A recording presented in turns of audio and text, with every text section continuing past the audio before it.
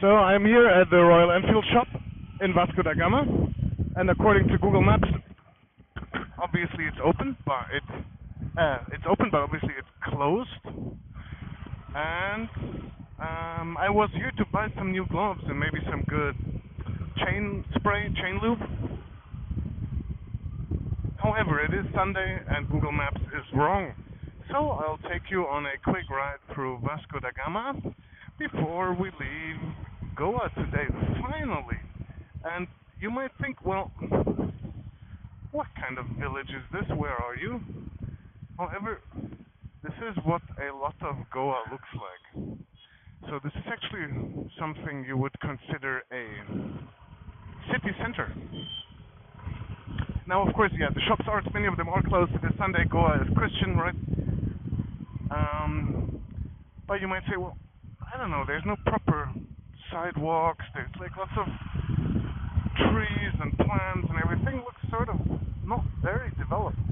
And it's like, yeah, absolutely correct. And this is what a lot of Goa looks like. So you don't have these really dense urban centers, but more, I don't know, small streets, houses, plants, trees, greenery.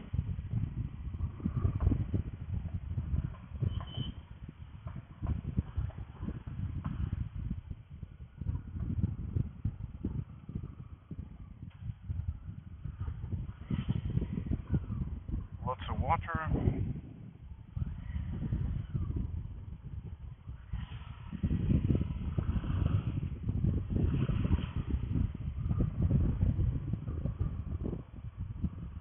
And here there is a... Wait, do they have gloves here or only seat covers? No, only seat covers. Here there's a railway because we are very close to one of Goa's main ports. So this is not only a normal city center, but actually also an economic/industrial center. And for example, those big 4- or 5-story houses, well, they're not big compared to normal Indian cities, but for here, they're quite big. You won't find anywhere else in Goa, right? So this is actually a pretty densely populated area, even though if you compare it to many other places, it doesn't look like it. In front of me is a driver of Blinkit with a yellow shirt. That's like a rather interesting service that doesn't exist in Germany. It's like an Amazon kind of thing with their own prime centers, except that they're small. They're like maybe the size of like a small supermarket, and they have their own drivers and motorbikes. So they have like a big selection of things in there ready to be shipped. So it's not like proper Amazon where you have like millions and millions of items, but like, I don't know, a couple of thousand, maybe 10,000. But they're ready to ship at like an instant, right? So they have like a dozen of those motorcycling couriers there waiting, and you, in the app, you click on, I don't know, I need washing powder, whatever, new smartphone, and it will be at your home, even if you are like in a smaller village in like, I don't know, 15, 20 minutes, right? So it's like a kind of like a mix between Amazon and like a pizza delivery service.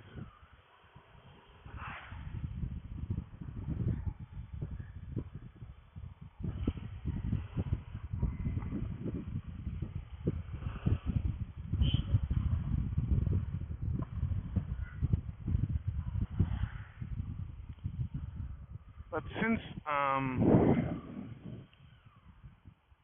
Goa is not that densely developed, you have an insane array of streets. Some of them are really, really small for the amount of traffic they're taking. A lot of speed bumps. And I predict that Goa soon will absolutely crash under the burden of tourist vehicles, right? Because most people, when they have a bit of money, Indian tourists or foreigners also, well, the foreigners mostly exclusively rent bikes, But many Indian tourists, when they come here to stay for a couple of days, they rent cars, right? And the streets here are small. Since historically Goa has never been that densely populated,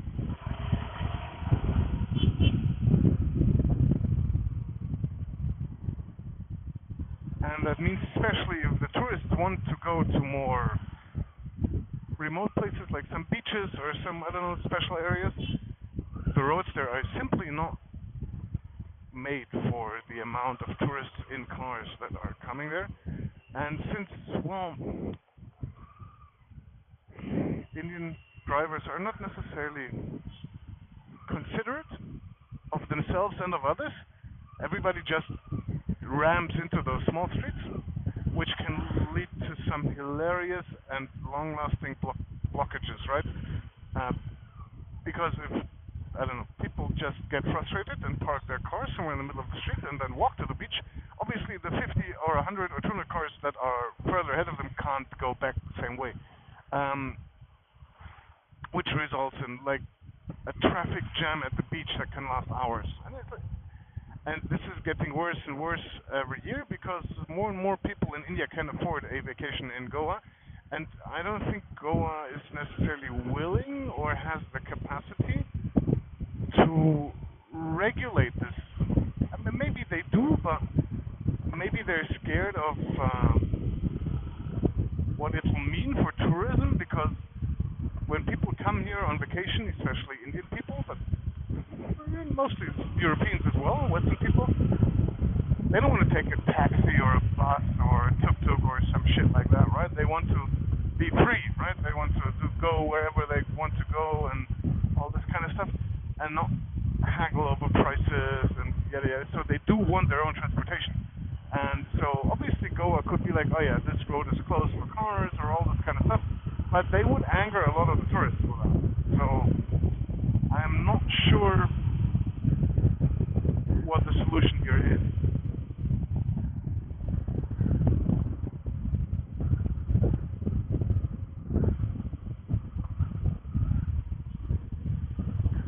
Additionally, you would have to have a whole army of traffic police to actually enforce the rules, right? Because if you put a sign 500 meters from the beach, like park here and walk, you can guess exactly once how many people will actually park their car there and walk the remaining 500 meters. Nobody. So you would actually have to have somebody there who is enforcing that.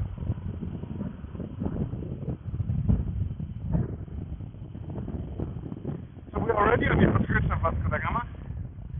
Immediately to the left of me is the ocean. I think yes, there it is.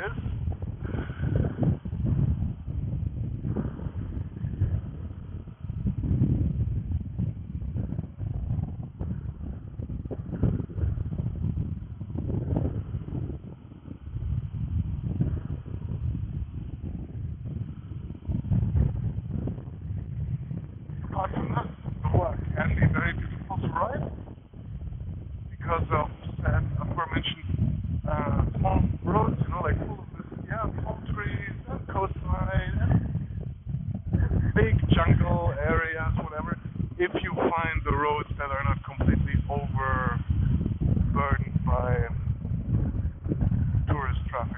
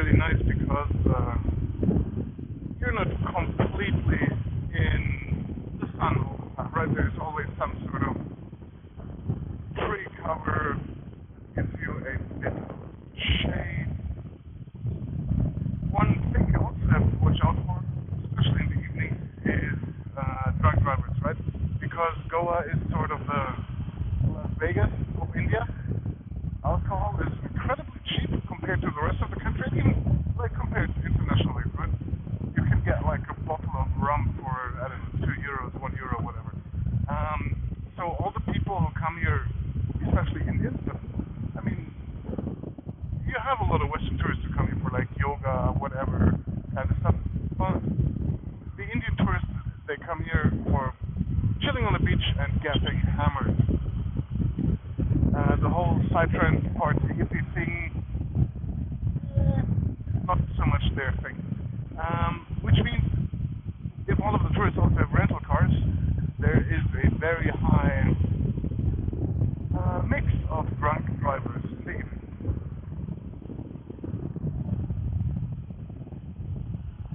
So it pays to sort of be aware what cars are rental cars, like what they look like, and then be extra careful when you see rental cars in the evening, small roads, especially if you are close to like the nightlife areas. There's one particular that's this sort of Jeep Wrangler copy, which like all the cool young Indian guys want to rent when they come to Goa, because they feel like they're going on some I don't know tropical adventure.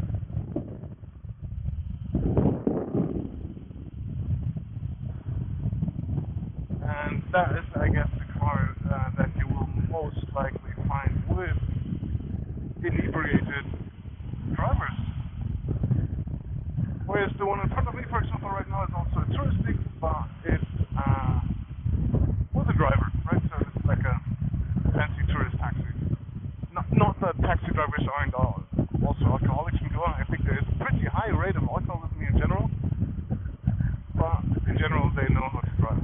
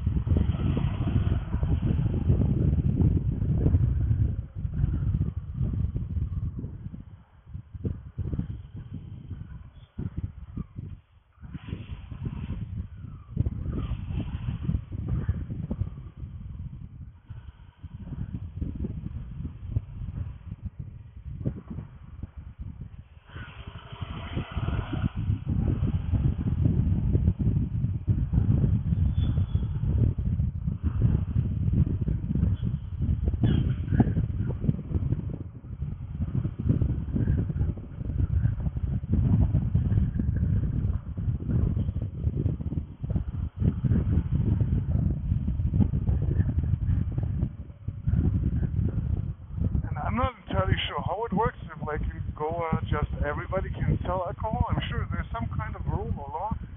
However, the Goan government seems to be very lax with those permits, which means that every second shop here in Goa is like a liquor shop, beer shop, wine shop, whatever.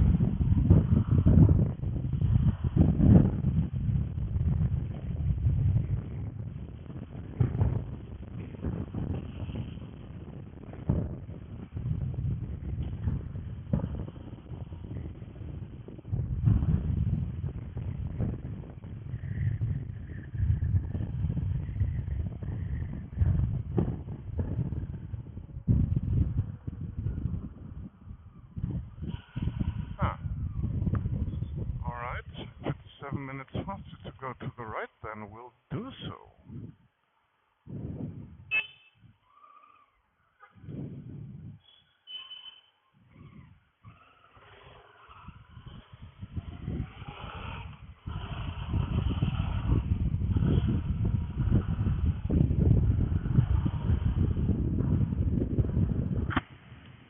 Above me now is one of Goa's big, I don't know, listed highways.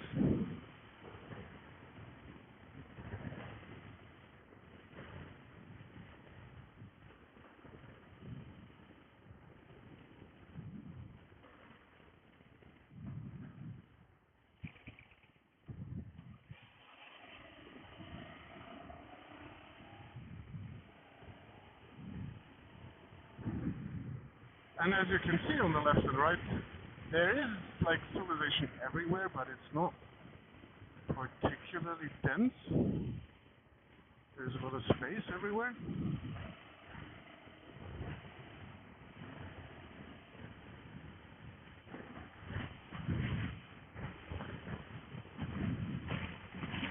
Maybe I'll switch the camera back on when I leave the highway. In like, I don't know, half an hour. See you then.